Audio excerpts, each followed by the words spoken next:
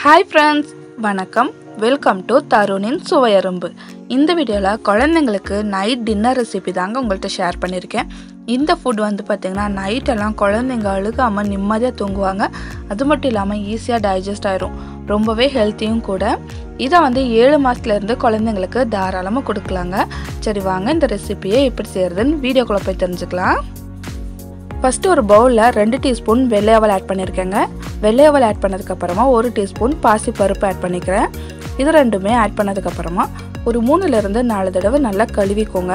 ஏன்னா அவல்லையும் பாசிப்பருப்புலையும் ஏதாவது டஸ்ட் இருக்கும் இல்லைங்களா, அதனால 2-3 தடவை கழுவிக்கிறது ரொம்பவே நல்லது. ஒரு 3 தடவை நல்லா கழுவிட்டு எடுத்துகிட்டு வந்துட்டேங்க. அடுத்ததாக கொஞ்சம் போல் தண்ணி ஆட் பண்ணிவிட்டு ஒரு 10லேருந்து 15 நிமிஷம் நல்லா ஊற வச்சிடலாம். அடுத்ததாக ஒரு மீடியம் சைஸ் கேரட் எடுத்துருக்கேன். கேரட்டில் இருக்கிற தோலெல்லாம் பீல் பண்ணிடலாம். கேரட்டில் இருக்கிற தோலெல்லாம் பீல் பண்ணியாச்சுங்க. அடுத்ததாக இந்த கேரட்டை பொடி பொடியாக இது போல் கட் பண்ணி எடுத்துக்கிறேன்.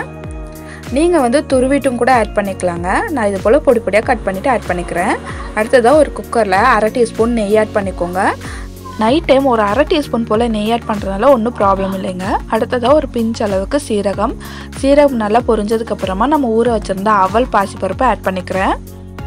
பாசிப்பருப்பையும் அவளையும் ஊற வச்சுருந்தா தண்ணியோடவே ஆட் பண்ணிக்கோங்க. ஆட் பண்ணதுக்கப்புறமா ஒரு 2 நிமிஷத்துக்கு நல்லா வதக்கி விட்டுக்கலாம். இந்த அளவுக்கு நல்லா வதங்கினதுக்கப்புறமா கட் பண்ணி வச்சுருந்த கேரட் ஆட் பண்ணிக்கலாங்க. கேரட் ஆட் பண்ணதுக்கப்புறமா காரத்துக்காக ஒரு பிஞ்ச் மட்டும் மிளகுத்தூள் ஆட் பண்ணிக்கோங்க. உங்கள் குழந்தைங்களுக்கு காரம் கொடுக்க பழக்கலைன்னா நீங்கள் மிளகுத்தூளை ஸ்கிப் பண்ணிக்கலாம்.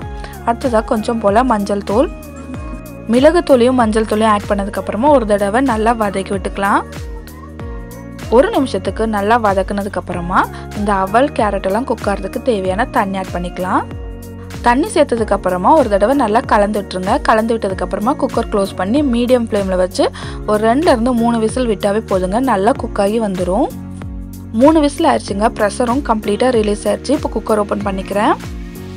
நம்ம ஆட் பண்ண எல்லா பொருளுமே நல்லா குக் ஆகி வந்திருக்குங்க. இப்போ ஒரு மேஷர் வச்சு மேஷ் பண்ணிக்கலாம்.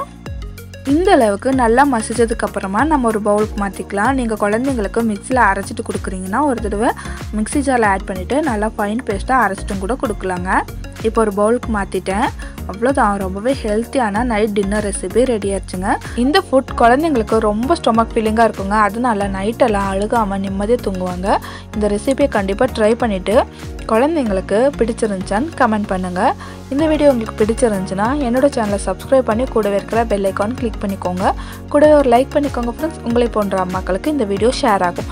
வேறொரு இன்ட்ரெஸ்டிங்கான வீடியோவில் உங்களை சந்திக்கிறேன். அது வரைக்கும் பாய் ஃப்ரெண்ட்ஸ்.